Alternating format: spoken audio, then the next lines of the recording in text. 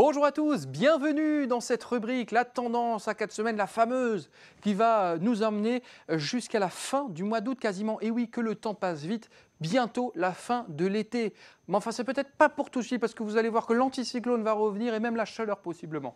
En attendant, pour la dernière semaine de juillet et début août, globalement, on aura le retour d'un dégradé nord-sud plutôt classique. On sera un peu en bordure de l'anticyclone, des passages nuageux au nord, beaucoup plus d'éclaircies dans le sud et les températures qui commenceront un petit peu à monter. Pour la semaine du 4 au 10 août, généralisation du beau temps globalement. On pourra toujours avoir quelques averses, possiblement sur le nord-est, mais là, les scénarios commencent déjà un peu à diverger. C'est-à-dire qu'on en a certains qui voient déjà un coup de chaleur, notamment aux alentours du 7 au 8 août, par le sud et le sud-ouest notamment. Mais globalement, il faudra affiner évidemment tout ceci.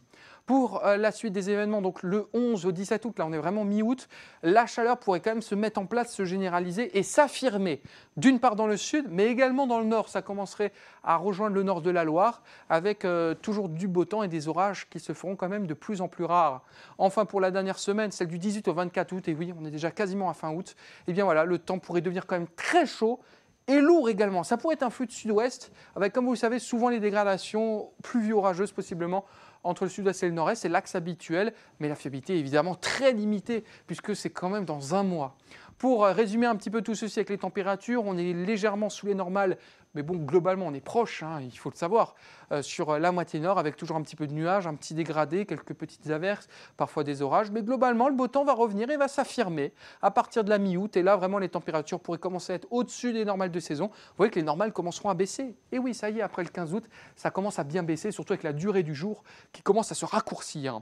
Pour la moitié sud, là aussi, c'est un petit peu près la même chose. Peut-être un léger refroidissement même pour le 4 août, mais ensuite, ça pourrait bien remonter. C'est là que je vous disais que les scénarios pourraient quand même diverger. Et puis ensuite, on aurait quand même de la chaleur, possiblement, pour la mi- et la fin août. Enfin, pour la synthèse, résumons tout ceci. On aura des températures qui, globalement, seront légèrement en dessous des normales des saisons pour la prochaine semaine et les 2 prochaines semaines. Dégradé nord-sud assez classique. Puis ensuite, les températures vont remonter, vous l'aurez compris. Avec un temps sec, globalement, l'anticyclone va revenir et des orages qui, finalement, pourraient devenir peu fréquents et se cantonner seulement au relief. À bientôt pour la mise à jour de cette tendance.